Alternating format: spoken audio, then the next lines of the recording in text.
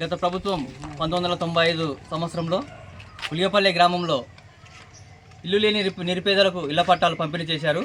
అయితే ప్రస్తుతం వారు ఇల్లు కట్టుకునే పరిస్థితిలో లేనందున ఆ రోజు నుంచి అక్కడ ఉన్నటువంటి ఆ స్థలాన్ని అలాగే వదిలిపెట్టారు. అది గమనించిన కొందరు గ్రామానికి చెందిన వారు వాటిని కబ్జా చేసుకొని ఇప్పుడు మా ప్లాట్ మాకు వదిలిపెట్టండి, మేము ఇల్లు కట్టుకుంటాము అంటే కూడా వదిలేని పరిస్థితిలో ఉంది. మరి ఊర్లో ఏం జరుగుతుంది ఈ విషయంపై ఇక్కడ గ్రామస్తులు ఉన్నారు, మరి వారిని అడిగి తెలుసుకుందాం.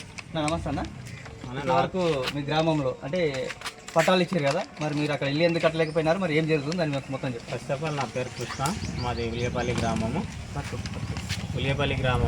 మాకు దగ్గర 1995లో ప్లాట్లు ఇచ్చినారు.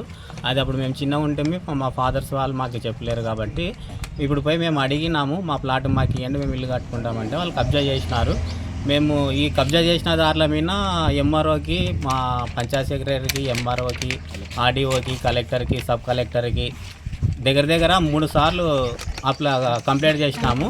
కానీ ఇంతవరకు దాని మీద మా ఎంఆర్ఓ కానీ, ఒక ఎంఆర్ఓ ఆల్రెడీ ట్రాన్స్ఫర్ అయిపోయిండు, మళ్ళీ ఇప్పుడు వచ్చిన ఎంఆర్ఓ కూడా దాని గురించి ఏం పట్టించుకున్నట్లా చేస్తుంది. ఇంతవరకు చేసినది కూడా వాళ్ళు వచ్చి ఇక్కడ నోటీసులు ఇచ్చినామంటున్నారు, కానీ నోటీసులు ఇచ్చిన తర్వాత కూడా వాళ్ళు ఎట్లా కడతారు? ప్రభుత్వం ఒక ఎంఆర్ఓ, ఒక మండలానికి అధికారి నోటీసులు ఇచ్చిన తర్వాత కూడా వాళ్ళు అట్లే కడుతున్నారంటే వాళ్ళకి ఎంత దౌర్జన్యం ఉంది.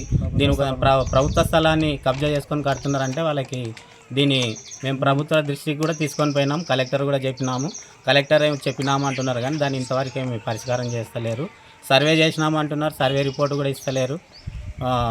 దీని మీద ఇప్పటికీ దగ్గర 3 సార్లు అయింది మేము కలెక్టర్కి నోటిఫై ఇచ్చేసి, దాన్ని చేస్తలేరు. కాబట్టి దీని మీద తగిన చర్యలు తీసుకోవాలని మళ్ళీ మా కలెక్టరు, ఎంఆర్ఓ, ఆర్డీఓ కానీ దీ సమస్యల మీద స్పందించకపోతే మా ఉలియపల్లి గ్రామంలో దగ్గర ఒక 130 మంది పట్టదారులు ఉన్నారు. వాళ్ళందరంతా పోయి కూడా ఒక కలెక్టర్ ఆఫీస్ కాడ పోయి మంచి పెద్ద ధర్నా చేస్తామని ఈ విధంగా మేము మీడియా ద్వారా ప్రభుత్వానికి తెలియజేస్తున్నాం.